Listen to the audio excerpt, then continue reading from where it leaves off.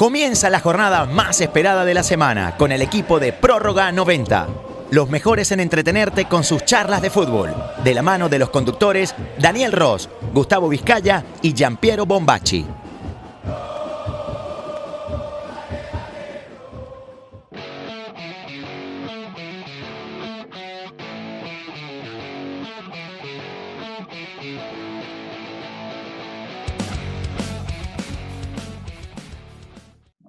Hola hispanas, ¿cómo están? Bienvenidos a un nuevo episodio de Prórroga 90.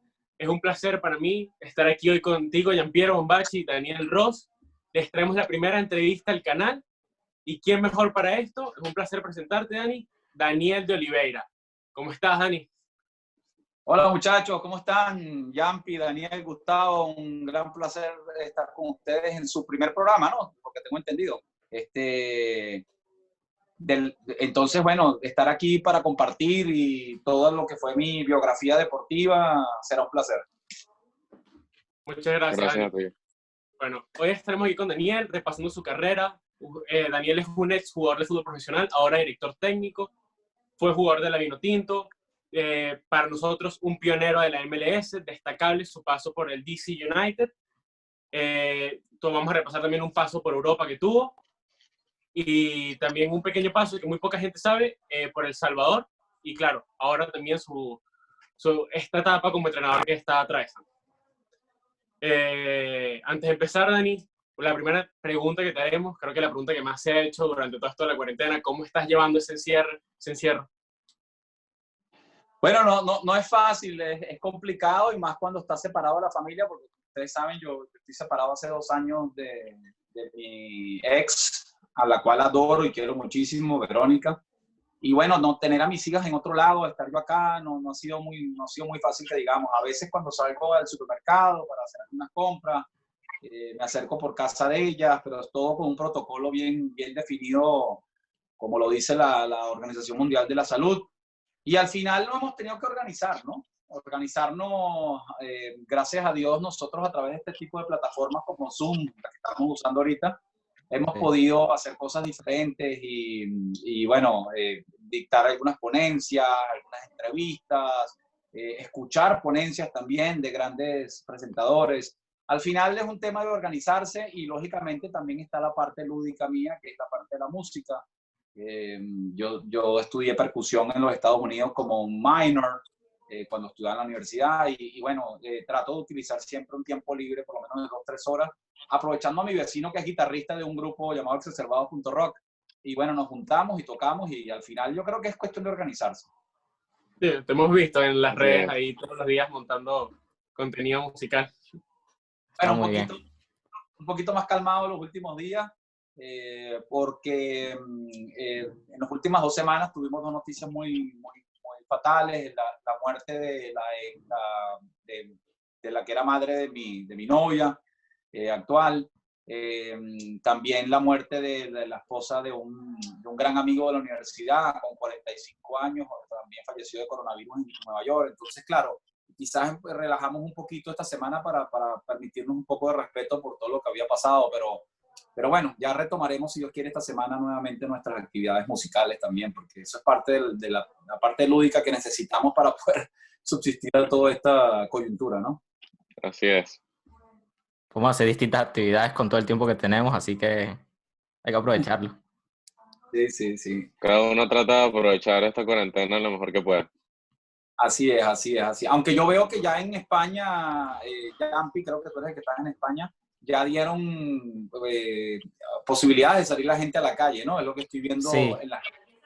A partir del sábado nos dejaron salir a distintas horas por división de edades. Ah, ok. Bueno, está bien. La gente empezó a trabajar y bueno, poco a poco se viene la normalidad. Ok, espero que prontamente pueda ocurrir en Venezuela y que sea esa la coyuntura que nos permita salir, no otra. Pero bueno, así es. Sí. Daniel, quisiera ya empezar la entrevista preguntándote más o menos cómo fue tu inicio en la carrera deportiva, ya que, si no me equivoco, quiero que me corrijas, tú no empezaste como futbolista profesional específicamente aquí en Venezuela, sino en Estados Unidos. Bueno, profesional fue en Venezuela mi primer equipo, el Deportivo Italia. Lo que pasa es que yo jugué la NCAA, Primera División, con uno de los grandes equipos para la época, que eran los Pájaros Negros de Long Island, una universidad que quedaba en el centro, en el corazón de Nueva York, en Brooklyn, que estaba conformada por grandes jugadores, en la época terceros en los Estados Unidos, detrás de programas tan importantes como el de Indiana, el de Virginia y Carolina del Norte, y tan solo con jugadores latinos, europeos y también caribeños. Un programa espectacular, comandado por el profesor Arnold Ramírez, a quien nosotros siempre hemos tratado como un padre, bueno, un padre para nosotros, y nos dio esa oportunidad de jugar becados y jugar un fútbol de alta competición para la época. Yo te puedo asegurar que los equipos que estaban entre los primeros 20 de los Estados Unidos podían batirse con cualquier equipo profesional de Venezuela para la época. Eran jugadores, inclusive el fútbol universitario era el máximo nivel del fútbol de los Estados Unidos, el que alimentaba las selecciones nacionales de Estados Unidos que participaron después, más adelante, después de mucho tiempo, en el Mundial del 90, tengo entendido, y el Mundial del 94. Pero al final del camino fue una experiencia maravillosa. Y sí, mi inicio como tal es con el Deportivo Italia, firmando un contrato profesional como tal. Pudiéramos decir que la universidad era un contrato firmado, teníamos un dinero asignado todos los años, pero no era profesional, era considerado amateur. Y bueno, yo pudiera decir que Deportivo Italia es el primer profesional. Ok.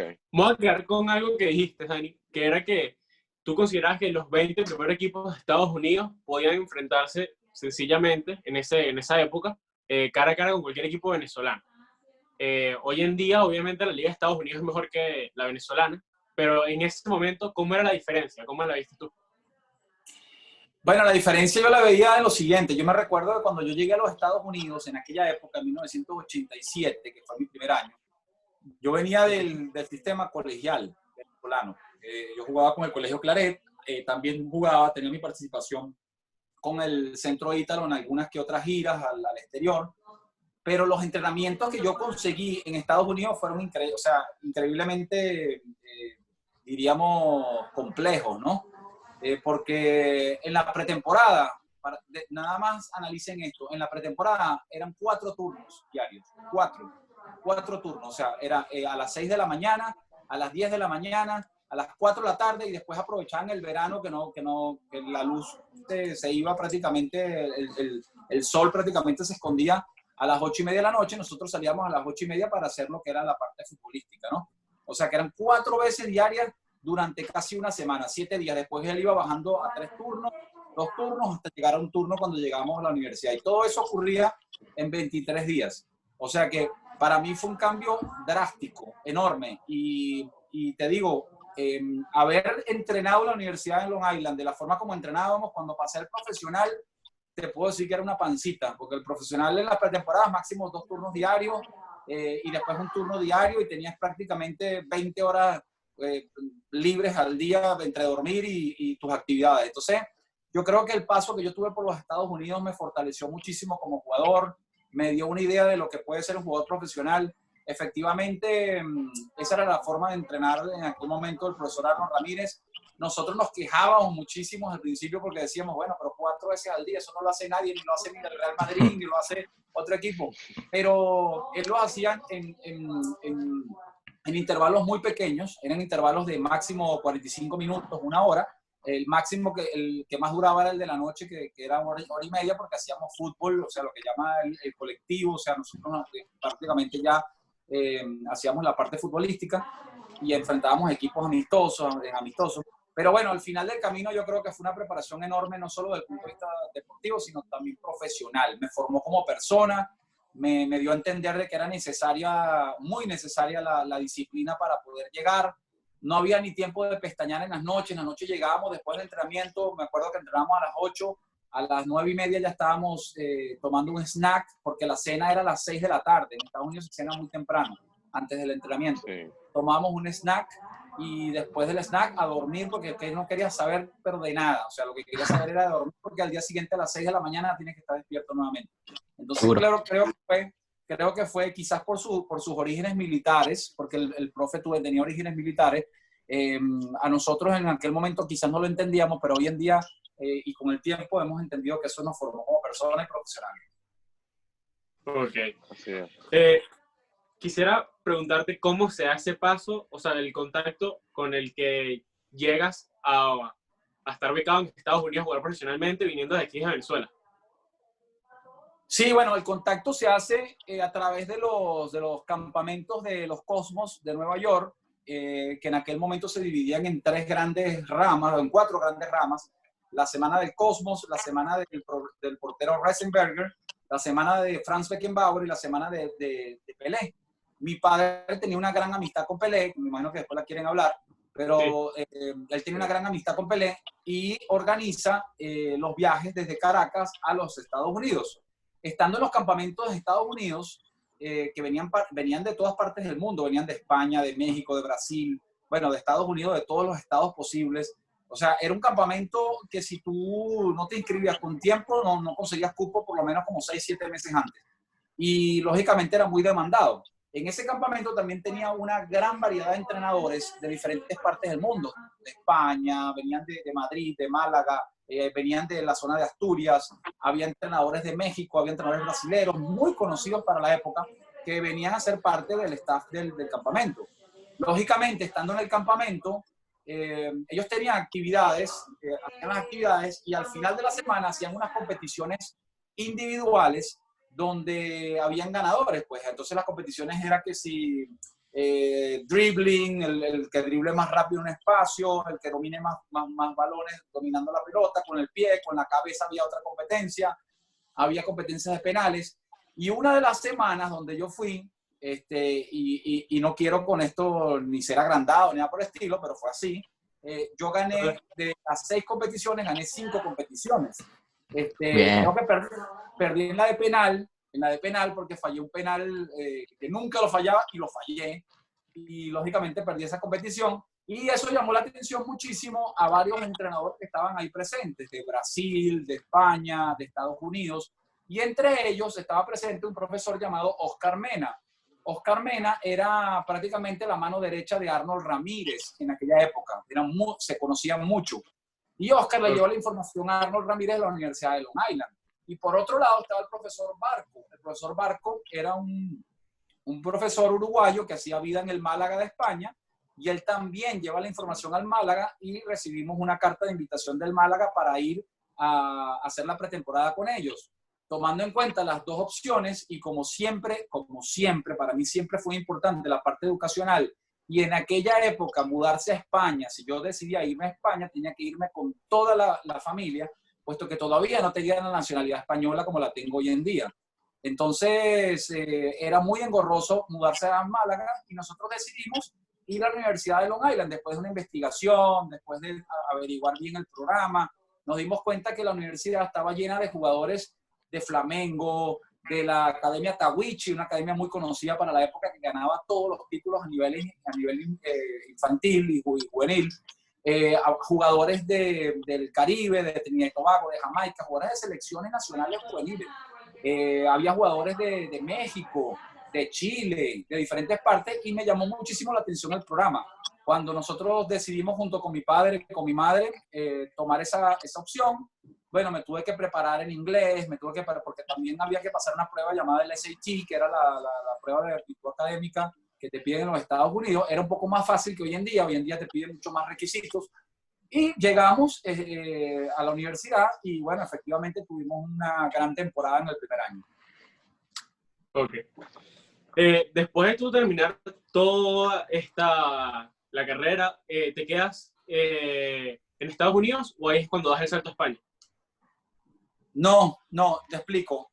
Cuando yo termino mi carrera en los Estados Unidos, tengo una invitación del Valencia de España. El Valencia de España me envía una carta, y esto ya te voy a explicar por qué llegó lo del Valencia. Estando en la universidad en el año 90, del 90 para el 91, en diciembre, recibo una invitación de Carlos Ramírez. Carlos Ramírez es uno de los jugadores españoles que jugaba conmigo en la universidad. Me dice, vente para España, pasamos Navidad en España, y de alguna forma nosotros, vamos haciendo contactos en España para cualquier cosa para tu futuro. Pero también a la misma vez, un gran amigo mío, Jesús Gutiérrez, de aquí de Venezuela, Chuchi, que jugaba en el en el Champañá, tenía un tío que tenía una relación muy directa con el presidente para la época del Valencia Fútbol Club en España. Y me dice, Dani, ya que tú vas para España, ¿por qué no vas y pruebas, aunque sea una semanita con el Valencia de España o 4 días con el Valencia de España, ver si a ellos les gusta, y si les gusta te van a hacer una invitación para el verano del 91. Entonces, bueno, yo agarré, me fui para allá, estuve 4 días, no estaba en forma porque nosotros habíamos terminado la temporada en el mes de noviembre, de finales de noviembre, estaba entrenando, pero no estaba en ritmo de partido. Cuando llegué a Valencia, con todo y esto, llamamos muchísimo la atención de su segundo entrenador, porque yo entrenaba con el filial en aquella época. En el primer equipo estaba un uruguayo, un entrenador uruguayo, ahora no recuerdo mucho el nombre, porque él salió después para la entrada de Gus Hiddink, el holandés, cuando me tocó llegar en el verano del 91. Entonces, estando allá, pruebo con grandes jugadores para la época, Luis Lapenev, que fue un búlgaro muy, muy conocido para la época. Estaba Fernando, el número 10, que era parte de la selección española, Camarasa, Ocho Torena. Bueno, un gran equipo. Estaba Quique Sánchez Flores, que es entrenador hoy en día también. Sí. Entonces, bueno, un gran equipo ese del Valencia. Estando allá, pruebo, ellos dicen, bueno, mira, nos gustó muchísimo, tú tienes nacionalidad española. Dicen, no, yo no tengo nacionalidad española. Bueno, ya veremos cómo vamos a hacer. Termino mi carrera en el 91, ya me gradúo en el 91, y recibo una carta también del Valencia de España para ir a probar con ellos en el verano. La emoción fue enorme. Roberto Gil, que era el director deportivo para la época, es el que me envía la carta. Es muy específico, él dice, tu nivel tiene que estar muy por encima para poder quedarte en el equipo, pero bueno, ya tienes la invitación para hacer la pretemporada. El tan solo haber hecho pretemporada en el Valencia en aquel momento ya era un gran orgullo para mí, puesto que era muy difícil para un venezolano sin pasaporte comunitario poder penetrar dentro del fútbol español. Yo te puedo contar, creo que con las manos había un solo jugador que había estado en el fútbol español, que era Abel, que era un venezolano, nacido en Venezuela, pero después nacionalizado español, que jugó en el Atlético de Madrid. Pero el resto, no habían jugadores venezolanos que habían participado en esa liga que yo recuerde, ¿no? A lo mejor que haya sido algún oriundo español que haya jugado en alguna época en la zona de Bilbao o algo así, pero en aquel momento no había. Bueno, la pretemporada, para no extenderme, porque sé que el tiempo es un poquito corto, yo lo que quiero decir es que de alguna forma esa experiencia del Valencia ocurrió a través de esa visita que nosotros hicimos en diciembre de ese año. Se podría decir que eres uno de los pioneros venezolanos en el fútbol español. Bueno, sí, pudiera ser, pero no firmé después con el Valencia, firmé con un equipo filial de ellos, o sea, en Castellón. Pero bueno, sí, pudiera ser que fui uno de los pioneros. Lo que pasa es que muy pocas veces se conoce, porque aquí habla de que solo para los jugadores que llegaron a primera división directo. Efectivamente, yo te puedo decir que en aquella época era muy complicado siendo venezolano. Yo tengo una anécdota con el presidente en ese momento de apellido Puig, creo que era, y estaba Roberto Gil. En ese momento, cuando nos reunimos en la sala, o sea, en lo que es la oficina del presidente, él me dice, tú tienes origen brasilero porque tu padre es brasilero y eres venezolano también. Pues a partir de ahora a todo el mundo le dice que eres brasilero, porque si no la prensa me va a caer encima. Y yo le dije, pero ¿y por qué? Yo soy venezolano, o sea, mi papá es brasilero, yo he viajado a Brasil, he pasado días y días en Brasil, pero yo me formé en Venezuela. Yo no puedo decir que yo soy brasilero, porque tarde o temprano la gente se va a enterar. Y él me dice, bueno, está bien, me gusta tu osadía, vamos a decir que eres venezolano, será la primera vez. Y bueno, efectivamente yo me presentaba como venezolano. Inclusive había un jugador llamado Leonardo Araujo, que había llegado en esa época de la pretemporada. Estamos hablando ahorita del verano del 91, que fue después cuando me gradué de la universidad. Leonardo Araujo, que fue jugador de la selección de Brasil en el 94, campeón con Brasil. Después fue director técnico del Milan de Italia y pasó a ser secretario técnico o director deportivo del Paris Saint-Germain. Bueno, con él yo hice una pequeña amistad porque él llegó lesionado y no hablaba muy bien el español, a pesar de que se entendía un poco su portugués, pero me asignaron en una que otra ocasión para ayudarlo con la rehabilitación y hacer las traducciones. Y bueno, ahí desarrollé una amistad muy, muy bonita con él en aquel momento, que me permitió después, con el tiempo, hace como unos 5 años atrás, visitar el Club Paris Saint-Germain cuando él estaba y estar en el palco viendo los partidos con grandes personalidades del fútbol. De verdad que fue un momento importante. Y eso es lo que yo siempre digo a los jugadores y a los entrenadores y a todo el mundo. Siempre hay que dejar abiertas las posibilidades de ser sociable, de ser empático, porque eso nos abre puertas. Sí. Dani, te quería preguntar algo sobre esa etapa en España. En ese momento muchos jugadores latinos iban para allá y lo recuerdan como una experiencia capaz hasta hostil por parte de la prensa, por muchas cosas. ¿Tú sufriste algún tipo de indiferencia que te hayan tratado por haber sido venezolano, por haberlo dicho? No realmente. Más allá de la entrevista esa que tuvimos con el presidente, que me lo pidió de manera muy respetuosa, de que dijera que era brasilero porque parece que vendía más, o sea, en el por sentido marketing, exacto. Sí, por marketing. No, más bien, bueno, fíjate que yo tuve la suerte que yo tuve de llegar al Valencia, que en aquel momento estaba un jugador llamado Rommel Fernández, que era un panameño que después a la postre murió en un accidente de carro. Inclusive el estadio de Panamá se llama Rommel Fernández gracias a él. Y Rommel era panameño. Y Rommel fue visto durante un campeonato de inmigrantes que se jugó en Tenerife, donde participó Venezuela, donde participó Estados Unidos, participó Panamá. Y él llamó la atención, fue fichado por el Tenerife y de ahí pasó al Valencia. Y te digo esto porque más bien Panamá tenía menos tradición que Venezuela en fútbol, a pesar de todo esto. Panamá jugaba en la CONCACAF y no tenía mucha tradición. No, al final yo creo que fue el trato muy bueno, el trato fue muy bueno. Efectivamente era mucho más difícil entrar como venezolano porque la gente solo hablaba de béisbol, de baloncesto. En aquel momento había una buena selección de baloncesto que inclusive después jugó en Barcelona 92. Entonces, claro, era muy complicado ser venezolano y jugar en Europa. Quizás lo que me ayudó un poquito, y lo debo reconocer, es haber tenido el background de haber jugado en los Estados Unidos y haber destacado durante los 4 años y haber jugado también, que mi padre era brasilero, y eso ayudó muchísimo porque por más que sea, siempre la sangre brasilera llama muchísimo la atención dentro de lo que es el fútbol europeo, ¿no? Claro. Sí.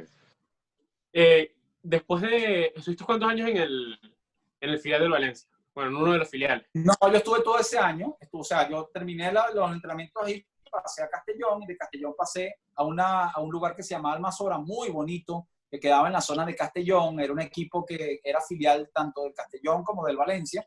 Y bueno, de verdad que conocí gente maravillosa. Fue un poquito complicado porque te encuentras con campos de tierra, juegas con equipos donde el fútbol físico, y efectivamente era sumamente complicado el recorrido que uno tenía que tener ahí dentro de España. Me acuerdo que nosotros tuvimos, bueno, grandes partidos y ahí me tocó jugar hasta de volante lateral por banda, porque tuve que hacer adaptaciones y siendo yo un 10, ¿no? Natural. Y de alguna forma eso me abrió mucho la posibilidad después a futuro de poder jugar en otros equipos en diferentes posiciones. O sea que al final yo creo que todo es una experiencia y nosotros como jugadores y como entrenadores siempre tenemos que sacar de todo una posibilidad para nuestro repertorio, o sea, una nueva posibilidad para nuestro repertorio. Y yo creo que la experiencia de España me ayudó muchísimo a madurar, más allá de que yo venía viviendo solo durante 4 años, pero vivir en España con más dificultades todavía en el sentido de la parte deportiva, porque era competir contra los jugadores españoles de altísimo nivel y además competir contra tu origen venezolano, ¿no? Que era muy, muy complicado. Pero al final con el fútbol, sí, y al final con el fútbol tú terminas demostrando de que más allá del origen tuyo, lo importante es la parte técnica, la parte futbolística, ¿no? Claro. Después regresas a Estados Unidos, ¿correcto? Después regreso a Estados Unidos y de ahí mismito en el año 92, ya en el 92, en enero del 92, el señor Tino Danesi me llama en Venezuela para decirme que querían ficharme, claro, porque yo regreso con la selección preolímpica venezolana. Hay un llamado a la selección preolímpica, el profesor Víctor Piñarelli, nosotros nos concentramos en Maturín, estábamos preparando el preolímpico de Paraguay, y justo para ese preolímpico de Paraguay surge una lesión en mi pie, hay que tomar decisiones. El profesor Víctor Piñarelli me llama a capítulo, me dice, mira, yo tengo que tomar decisiones inmediatas, y me cortan para la selección preolímpica. Eso fue un momento muy complicado en mi vida, porque tenía toda la ilusión de ir a jugar en un preolímpico. Pero bueno, estuve prácticamente haciendo toda la preparación con ellos en Trinidad y Tobago, en Maturín, y fue al final que, bueno, recibo esa noticia y de verdad que me complicó muchísimo. Estando en esa selección, recibo un llamado del señor Tino Danesi, que era el presidente para la época, el papá de Andrés, Alan y Alejandro, muy buenos amigos. Me dicen, mira, queremos que tú juegues con el Deportivo Italia, y yo les digo, bueno, está bien, vamos a jugar con el Deportivo Italia, no hay ningún problema. Y de verdad que fue un contrato muy bueno para la época, en moneda extranjera. Para Venezuela era un contrato muy, muy atípico. Y bueno, decidimos jugar con el Deportivo Italia esos 6 meses, y de verdad que fue una experiencia muy bonita, con grandes jugadores al lado como Bernardo Añor, padre de Juanpi, que para mí, junto con Gio Savarese, los mejores delanteros que ha tenido el fútbol nacional. Tú dirás, bueno, tenemos a Joseph Martínez, ojo, te estoy poniendo de otrora. Ahorita, lógicamente, pudiéramos hablar de Joseph, pudiéramos hablar de Rondón, pudiéramos hablar de Francisco. Claro. Son distintas épocas. Distintas épocas, pero para la época Bernardo era un delantero muy adelantado, un jugador que te podía jugar de enganche, un falso 9, o lo que llaman un falso 9, muy mal llamado, pero bueno, así lo llaman, para que lo entienda la gente, y podía jugar también como punta, y era un jugador extraordinario. Pero bueno, fue un gran momento en el Deportivo Italia. Tuvimos un gran entrenador como Alfredo López, que ya había sido campeón con Minervén, tengo entendido, con Mineros, uno de los dos. Y bueno, de verdad que fue una experiencia maravillosa. También con Mauricio Tronca, que era uno de mis grandes compañeros en la época, un volante muy fino y con una capacidad para jugar impresionante, que muchos de estos jugadores que a lo mejor hoy en día no se conocen y que verdaderamente en aquella época repuntaban, ¿no?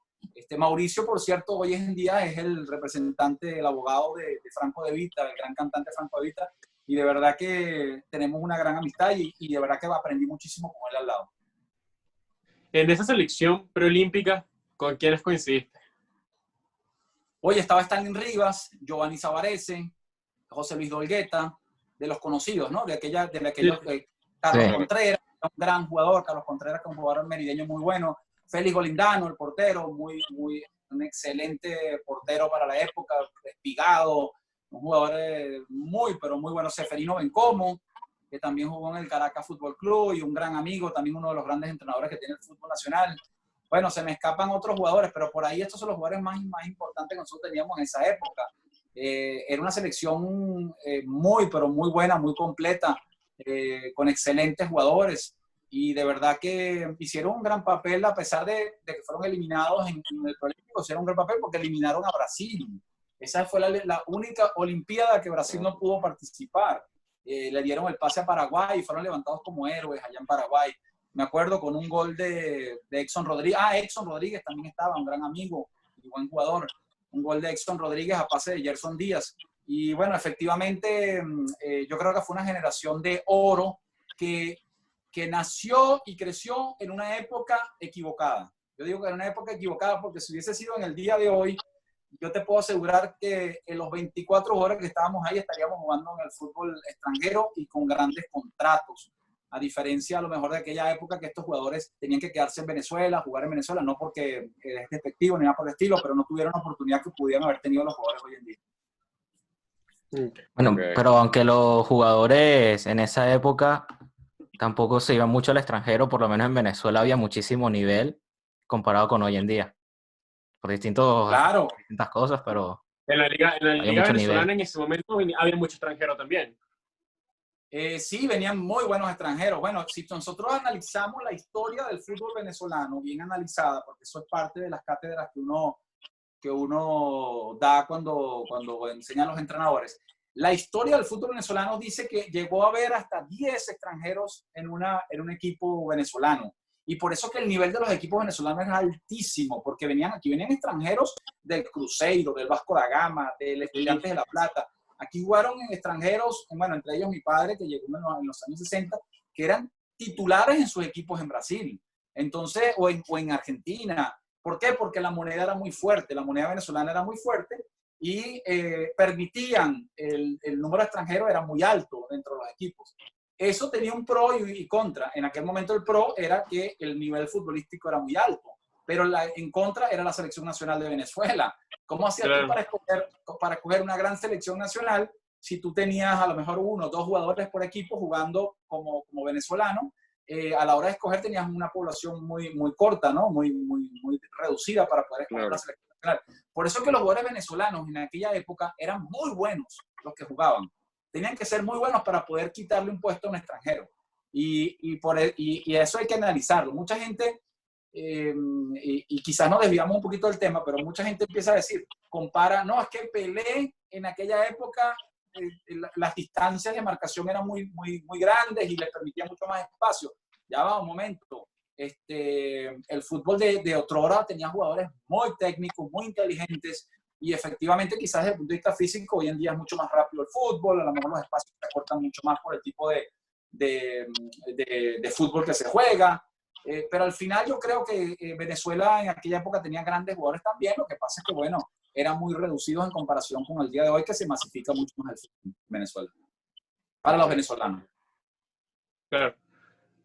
Después de ese paso por el Deportivo Italia, regresas a Estados Unidos, ¿correcto? Y con, si no me equivoco, con Gio Savarese. Bueno, sí, hay un pequeño lapso ahí. Nosotros llegamos, llegamos, porque Gianni ya estaba en Estados Unidos. Gianni, acuérdate que él va a la misma universidad que voy yo, pero él hace 3 años más después que yo me gradúo, porque él llegó él llega a mi último año, mi senior year, llega él como freshman, y él queda 3 años más, y hace una gran carrera dentro de la universidad, a pesar de no tener un equipo grandísimo como el que teníamos nosotros en aquella época.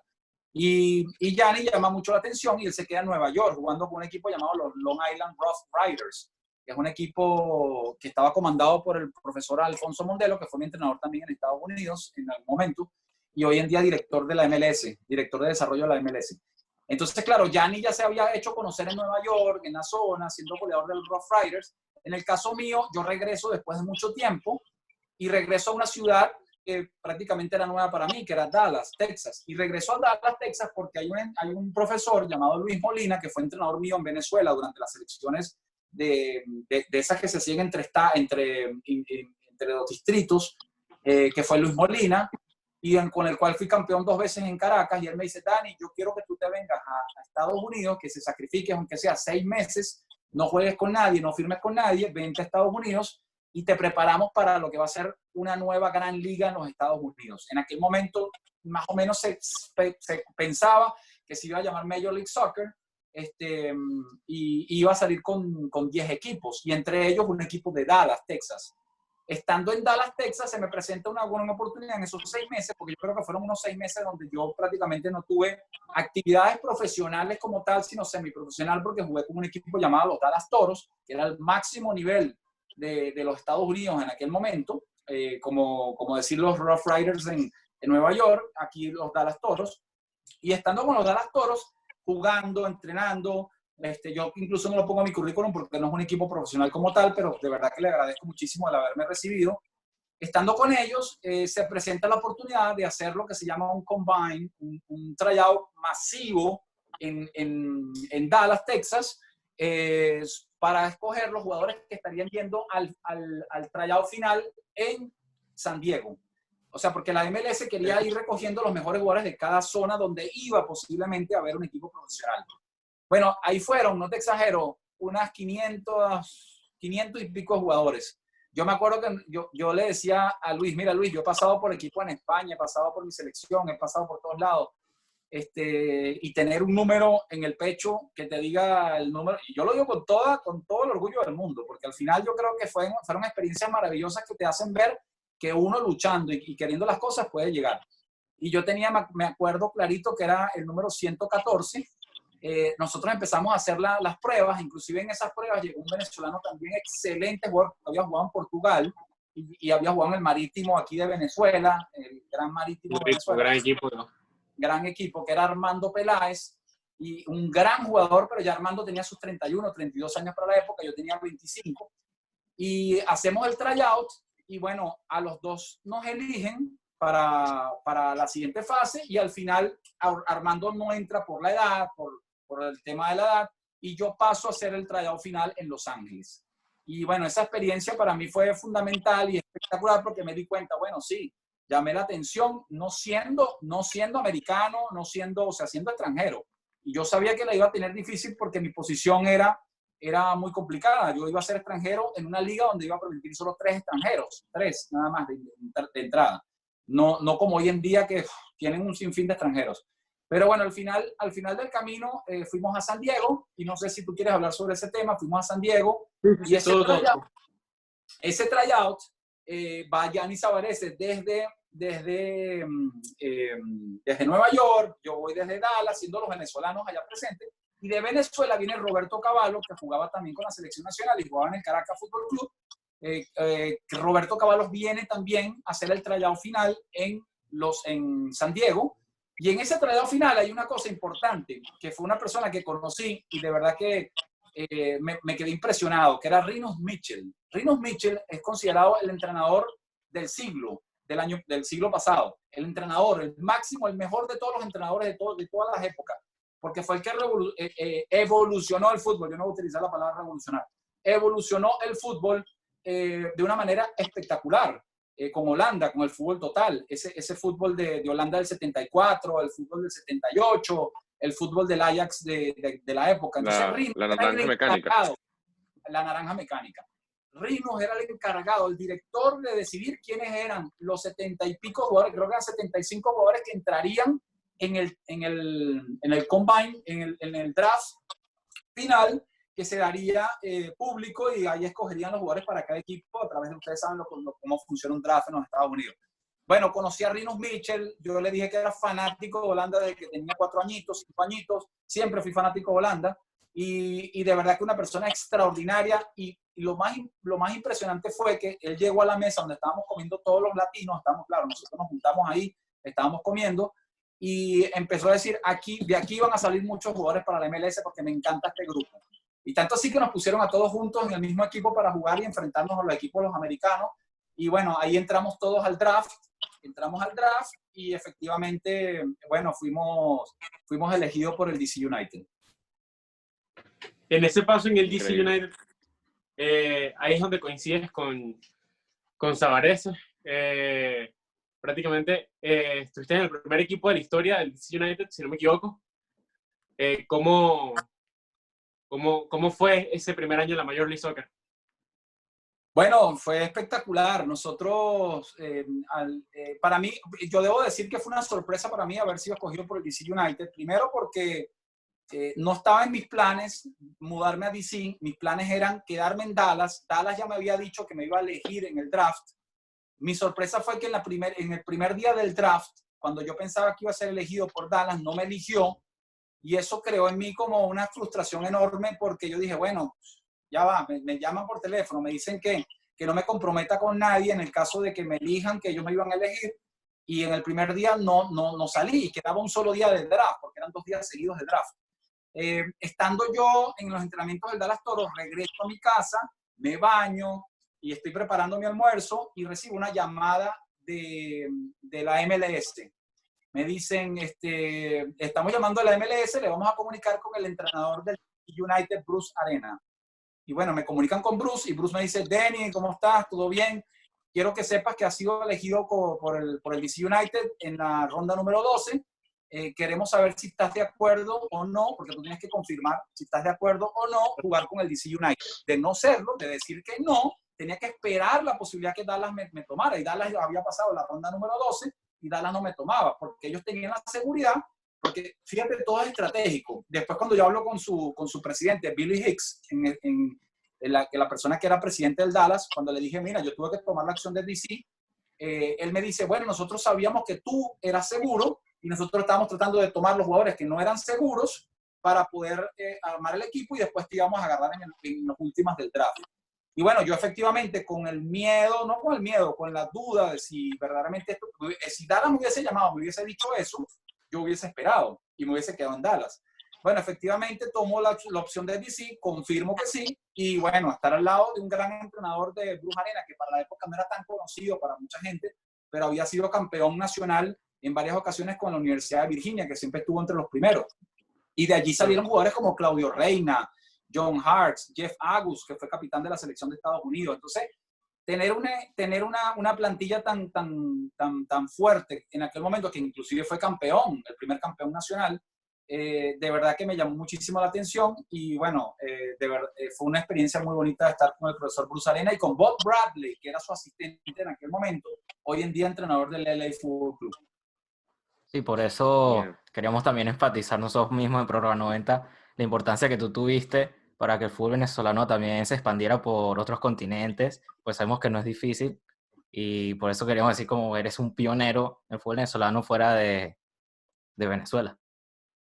Bueno, gracias, Yampi. Sí, muy poca gente recuerda eso, porque hoy en día no sé cuántos jugadores venezolanos habrá en la MLS, creo que más de 20 y pico jugadores en la MLS. Se ha hecho una liga importante para los venezolanos.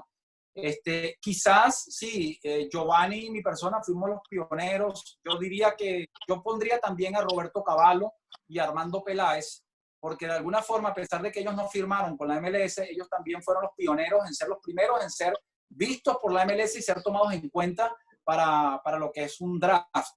Y no era fácil, porque por más que sea, ¿sabes lo que pasa? Que nosotros los venezolanos estábamos en el medio de todo.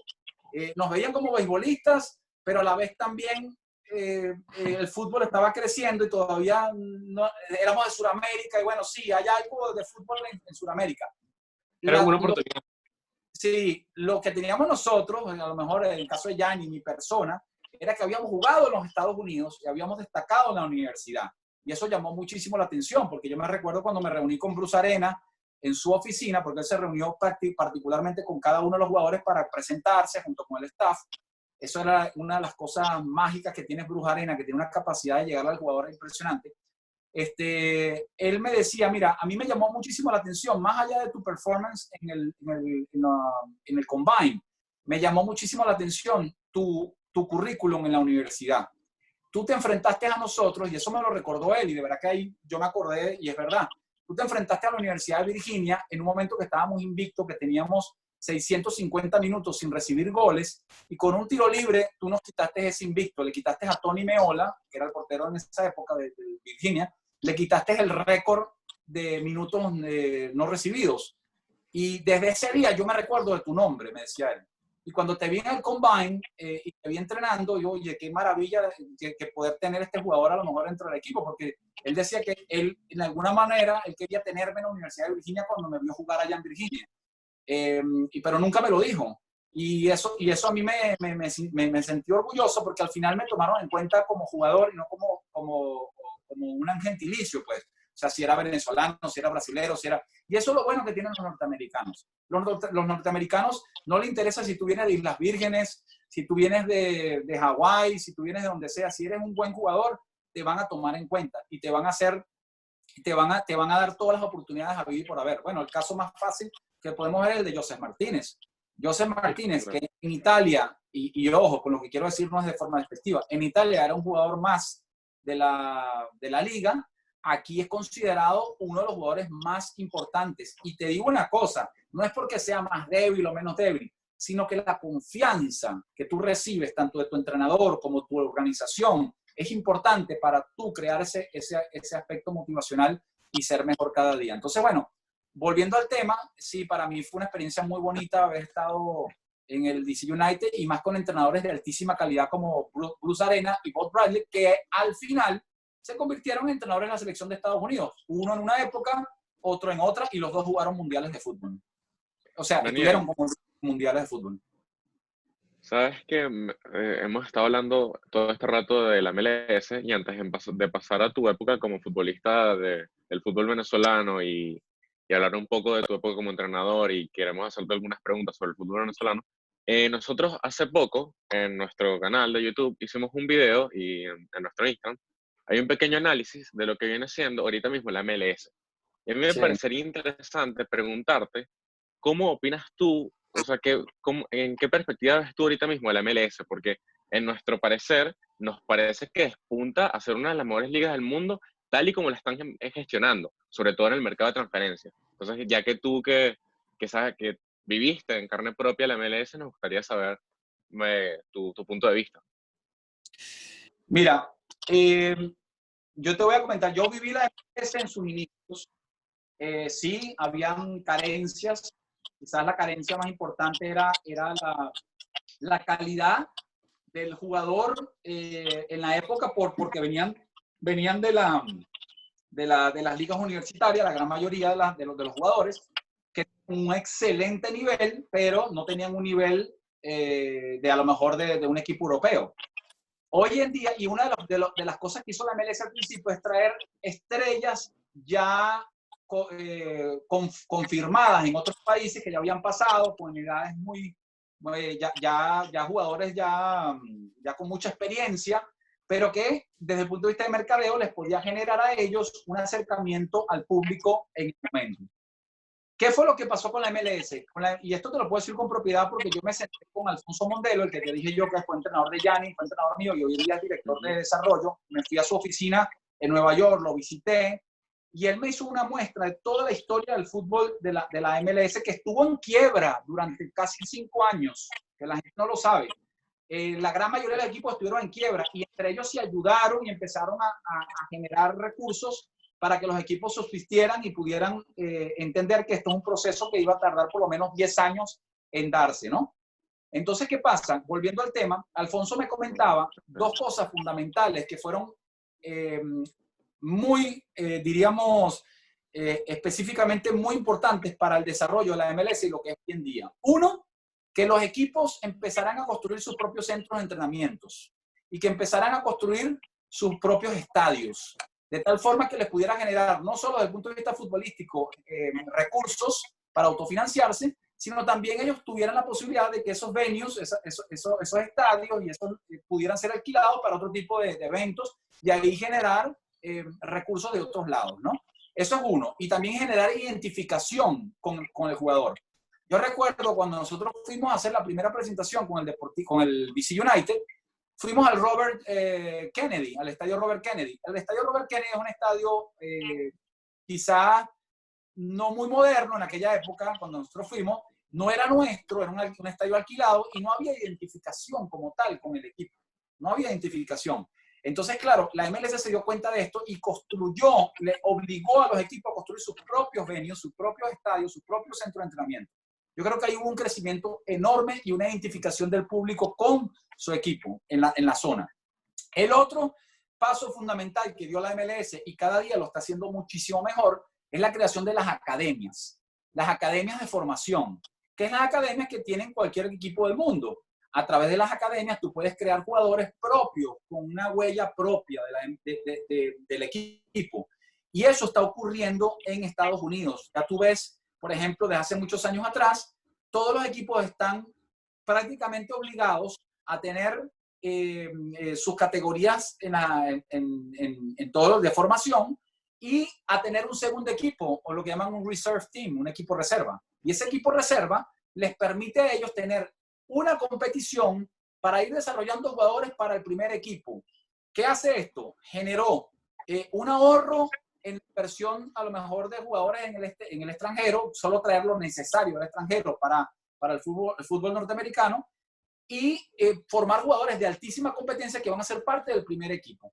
Eso les va a traer un ahorro porque ellos, claro, si quizás hay un gasto en la formación de este jugador, no es tanto como traer un jugador de afuera. Mira, hay casos fundamentales como en Dallas, lo explicaba el otro día el profesor Chuy Vera en una conversación que tuvimos con agentes de jugadores a nivel mundial, y Chuy, que es scout del Dallas, él decía que había que escoger entre un jugador francés, no nombró cuál era, un jugador francés que costaba 2 millones y otro jugador que habían desarrollado en la cantera, que les iba a costar subirlo $350,000, $400,000. El salario, entre salarios y gastos y todo. Y subieron el de la cantera y les fue muy bien y tuvo un impacto espectacular. Ahí se ahorraron casi $1 millón y pico. Entonces yo creo que desde el punto de vista de mercadeo, desde el punto de vista de futbolístico, de estructura, de planificación, la MLS creció muchísimo. Y estoy de acuerdo contigo. Creo que se va a convertir en una de las top 10 del mundo. Si no lo es todavía, es porque está en un proceso de evolución. Pero tienen el dinero, tienen las facilidades, la estructura, tienen los jugadores porque porque ¿se acuerdan cuando yo les dije que habían traído puros jugadores viejos, jugadores, no viejos, jugadores que estaban ya en retiro? Te estoy hablando de jugadores que ya estaban retirándose y los traían, pues. Hoy en día no, hoy en día atacan jugadores Claro. jóvenes que a lo mejor no son tan conocidos, pero que son jugadores que tienen un potencial importante. Y todo esto, ¿por qué? Porque se abrió también en cada equipo una estructura de scouting. O sea, tienen un jefe de scouting, un asistente de scouting, tienen scouts en diferentes partes del mundo. O sea, que ya la MLS pasó a ser un top league. Y el dinero, yo creo que a futuro, cuando se abran, cuando no haya tantas restricciones desde el punto de vista del tope salarial, aunque ya casi no la hay en muchos casos, cuando ya se abran por completo, miren, vamos a ver jugando a los Cristianos Ronaldos, a los Messi, a los Mbappés, a los Salahs, vamos a verlos jugando en los Estados Unidos prontamente. Porque al final del camino, ustedes dicen, bueno, China lo está haciendo, China puede comprar a cualquier jugador, pero no es lo mismo jugar en China que jugar en los Estados Unidos. Y esto suena Pero mucho más la cultura ya. Claro, la cultura, todo. Y ojo, no quiero ser despectivo con esto. Simplemente es un tema de que Estados Unidos, ¿cuántos mundiales tiene Estados Unidos encima ya jugados? Es una tradición ya de fútbol prácticamente en el mundo de la CONCACAF. Entonces yo particularmente, yo sí creo que esto lo tendría que hacer el análisis. Inclusive sería interesante que ustedes un día hicieran un programa con Alfonso, si se lo puedo conseguir, para que hablen sobre la MLS como tal. Yo pudiera tratar de hacer la transición entre... Pero de alguna forma... Sí, sería fantástico. Lo que pasa es que como él tiene tantas conferencias ahorita y todo esto, a lo mejor se le complica ahora. Esperemos que pase un poquito esta cuarentena y nosotros estoy seguro que les puedo ayudar con eso. Pero al final del camino yo creo que es eso. Yo creo que es un tema de ser visionarios. Ellos fueron visionarios, aguantaron el chaparrón cuando lo tuvieron que aguantar. Eran solo un par de equipos que estaban teniendo éxito. Y a pesar de todo esto, yo creo que la MLS sí se va a convertir en una top league de las mejores 10 del mundo prontamente. Ojalá. Sí. Vamos por el camino. ¿Cuándo se da ahora el pase del que no mucho se habla a El Salvador? Bueno, en El Salvador se da el pase después de todo este proceso que hay entre Venezuela y España.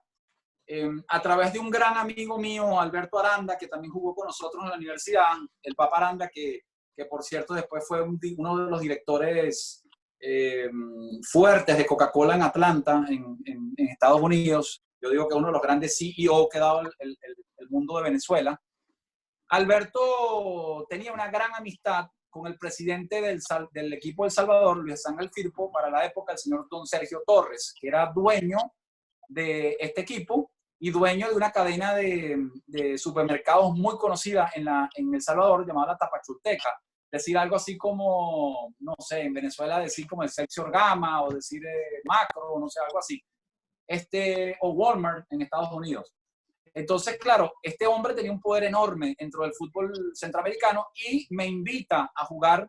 Me dice, yo quiero traerte, te quiero contratar, nada de probar, te quiero contratar y todo, te vienes para acá, porque ya vimos tu currículum. Hablan con el entrenador del momento, que era Kirill Dostoyevsky, que era uno de los grandes entrenadores de Centroamérica en esa época, había sido campeón en 3 ocasiones ya, y efectivamente llego al Salvador y hago un impacto inmediato. O sea, prácticamente empiezo a jugar de titular en el equipo.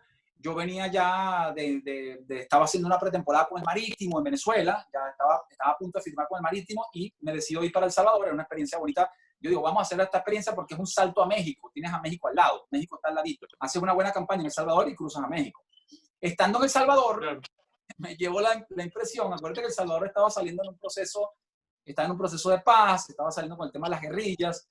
Y lo primero que cuando llego al aeropuerto, claro, veo un aeropuerto todo destrozado, todo viejo en aquel momento. Hoy en día El Salvador es otra cosa, El Salvador es mucho más moderno hoy en día. Cuando llego ya tenía 2 guardaespaldas encima. Me dice, tú no vas a vivir en un hotel, tú vas a vivir en mi casa momentáneamente, porque nosotros aquí entre nosotros, en aquel momento teníamos amenazas de secuestro de los jugadores, amenazas. Bueno, ya yo llegué con ese miedo encima. O sea, ¿qué está pasando aquí? Alberto estaba allá, Alberto Aranda estaba allá, porque Alberto, mi amigo, el de que lleva Coca-Cola, él estaba allá porque él también es jugador de fútbol y él estaba entrenando con un equipo que se llama Sonsonate.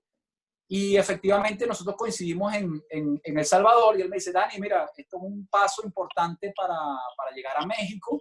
Si te sacrificas, puede ser que puedas llegar, pero tienes que sacrificarte, tienes que entender que la vida aquí no es igual que en Estados Unidos, ni que en Venezuela, ni en otro lado. Bueno, efectivamente, estando allá, Alberto se enferma de una bacteria, el agua que uno tomaba era complicada, o sea, todo era muy complicado. El tema de la seguridad a mí me enervaba muchísimo, o sea, de ir a entrenar, volver con guardaespaldas, ser a lo mejor interceptados en cualquier momento, porque todavía existía cierta guerrilla que secuestraban y después pedían rescate. Bueno, efectivamente pasaron 4 meses y llegó un momento donde, bueno, ya la situación era un poco complicada, yo no me mudaba al hotel, no podía tener mi propia residencia y bueno, decidimos salir del Salvador. Tanto así fue que con el tiempo la esposa de don Sergio Torres, y me da una lástima decirlo acá, fue secuestrada y fue asesinada vilmente por esta gente. Por eso que yo no creo en este tipo y no quiero entrar en política ni nada de estilo, yo no creo en este tipo de movimientos porque al final se dicen ser humanistas y resulta ser que terminaron en esta situación. Bueno, entonces terminó, yo después me recuerdo, esto estando en Estados Unidos, me encuentro con una de las personas que trabajaban dentro del Club El Salvador y me dice, bueno, mira, para decirte que la esposa de don Sergio Torres falleció después de ser secuestrada y de haber sufrido mucho. Entonces, bueno, yo creo que no fue una mala decisión en aquel momento, a pesar de que habían grandes posibilidades de haber saltado para el fútbol de México, porque de verdad que nos estaba yendo muy bien, titular en todos los partidos, jugando una posición entre 10 y 5, era como un enlace y me encantaba esa posición, tenía mucho recorrido en cancha. Bueno, una de las experiencias que yo tuve en ese equipo fue la primera vez que fuimos a jugar. Nosotros no jugábamos en San Salvador, nosotros jugábamos en una ciudad llamada Usulután. Es una ciudad que hace tanto calor, pero es una cosa así, nosotros jugamos a las 12 del mediodía y esa era una forma de matar a todos los equipos. Y cuando entrábamos a la cancha, yo decía, Dios mío, yo aguantaré todo este partido. Y sí, lo aguantaba porque nosotros nos hacíamos un proceso de adaptación, nos íbamos el día jueves para el partido del domingo. Y entonces, miren, uno salía en el primer tiempo y me acuerdo que ellos tenían una ponchera gigante así de agua, uno metía la cabeza y uno sentía que salía humo de la cabeza. Bueno, no salía humo, pero sentías esa transferencia de frío, del calor al frío, impresionante, y te quedabas así como que no quiero salir al segundo tiempo, no quiero jugar al segundo tiempo. Pero bueno, al final era la forma de matar a los equipos y de verdad que eso también, otra experiencia que me ayudó muchísimo en la vida, haber jugado con ese calor. Por eso que a veces cuando nos tocó jugar con Trujillanos y con Carabobo, íbamos a jugar al Vigía y hacía un calor enorme, y dicen, no, vale, esto es frito al lado de lo que yo jugaba en El Salvador. Pero bueno, al final del camino yo creo que fue una experiencia muy bonita, un club de los tradicionales en El Salvador. Creo que después varios venezolanos fueron a jugar para allá, si no me equivoco, fueron 2 o 3 venezolanos. Y bueno, yo creo que haber jugado en El Salvador, haber vivido también en San Salvador, una época como la que viví, es parte de mi repertorio de cosas que quiero escribir en una biografía que voy a hacer. Okay.